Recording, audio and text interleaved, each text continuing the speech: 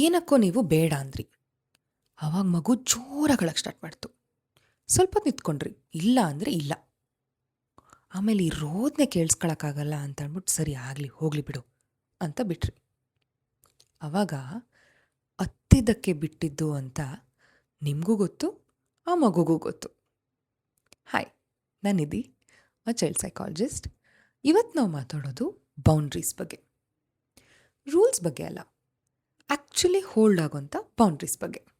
ತುಂಬ ಜನ ಪ್ರಾಬ್ಲಮ್ ಮಗು ಅಂತ ತಿಳ್ಕೊಳ್ತಾರೆ. ಇವು ನನ್ನ ಮಾತೆ ಕೇಳೋದಿಲ್ಲ, ಇವಳು ತುಂಬ ಎದುರುತ್ರ ಕೊಡ್ತಾಳೆ, ನಮ್ಮ ಪೇಷನ್ಸ್ ಟೆಸ್ಟ್ ಮಾಡ್ತಾನೆ ಅಂತೆಲ್ಲ. ಆದರೆ ನನ್ನ ಸೆಷನ್ನಿಗೆ ಬಂದಾಗ ನೋಡೋದೇ ಬೇರೆ. ನಾವು ಹೇಳೋದೊಂದು, ಮಾಡೋದು ಇನ್ನೊಂದು. ಆವಾಗೇನಾಗುತ್ತೆ, ಬೌಂಡ್ರಿ ನಿಲ್ಲಲ್ಲ, ಬೌಂಡ್ರಿನ ಮಗು ಕಲಿಯೋದು ಇಲ್ಲ. ಈಗ ಬೌಂಡ್ರಿ ವರ್ಕ್ ಆಗಬೇಕು ಅಂದರೆ 3 ವಿಷಯ ಬೇಕು. 1, ನೀವು ಹೇಳಿದ ವರ್ಡ್ಸ್ ಮೇಲೆ ನೀವು ನಿಂತ್ಕೋಬೇಕು, ಮೂಡಿದ್ದಾಗಲ್ಲ ಅಥವಾ ಸಿಚುವೇಶನ್ ಕಾಮ್ ಆಗಿದ್ದಾಗಲ್ಲ, ಪ್ರತಿ ಸತಿ. 2, ಕಾನ್ಸಿಕ್ವೆನ್ಸಸ್ ಅನ್ನೋದು ನಿಮ್ಮ ಹತ್ರ ಫಾಲೋ ಮಾಡೋಕ್ಕಾಗಂಥದ್ದು ಮಾತ್ರ ನಾವು ಹೇಳಬೇಕು. ಎಕ್ಸಾಂಪಲ್ ಆಗಿ, ಬರ್ಡೇ ಕ್ಯಾನ್ಸಲ್ ಮಾಡಿಬಿಡ್ತೀನಿ, ನಿನ್ನ ಬಟ್ಟೆ ಆಟ ಸಾಮಾನು ಎಲ್ಲ ಎಸ್ದುಬಿಡ್ತೀನಿ ಅಂಥದ್ದಲ್ಲ. ಯಾಕೆಂದರೆ ನಿಮ್ಗೆ ಗೊತ್ತದು ಅದು ಹೋಲ್ಡ್ ಮಾಡೋಕ್ಕಾಗಲ್ಲ ಅಂತ. ಅದು ಮಗುಗೂ ಗೊತ್ತು. ಸಿಂಪಲ್, ಸ್ಮಾಲ್, ಎಫೆಕ್ಟಿವ್ ಆಗಿದ್ದರೆ ಸಾಕು. ಮತ್ತು ಅದು ನಿಮ್ಮ ಹತ್ರ ಫಾಲೋ ಮಾಡೋಕ್ಕಾಗಬೇಕು, ಅದೇ ಇಂಪಾರ್ಟೆಂಟ್.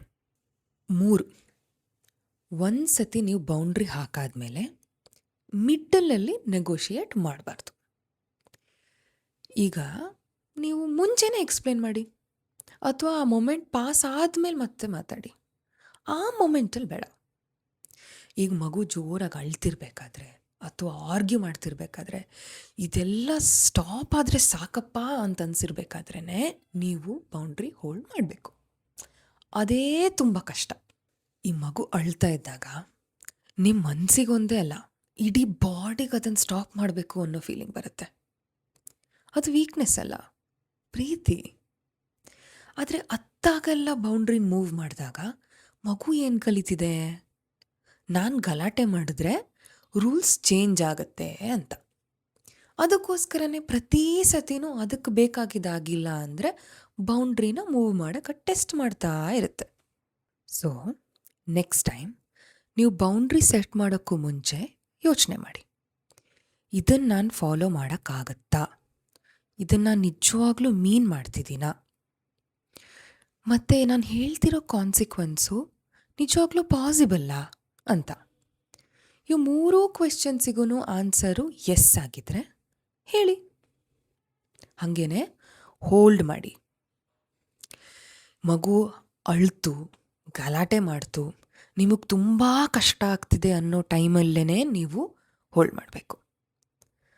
ನಿಮ್ಮ ಮಾತಿಗೆ ಬೆಲೆ ಇದೆ. ಆ ಬೆಲೆ ಉಳಿಸ್ಕೋಬೇಕು ಅಂತಂದರೆ ನಾವು ಫಸ್ಟು ಬೆಲೆ ಕೊಡಬೇಕು ಅಲ್ವಾ?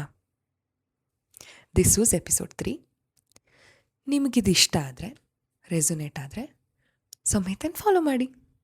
Thank you.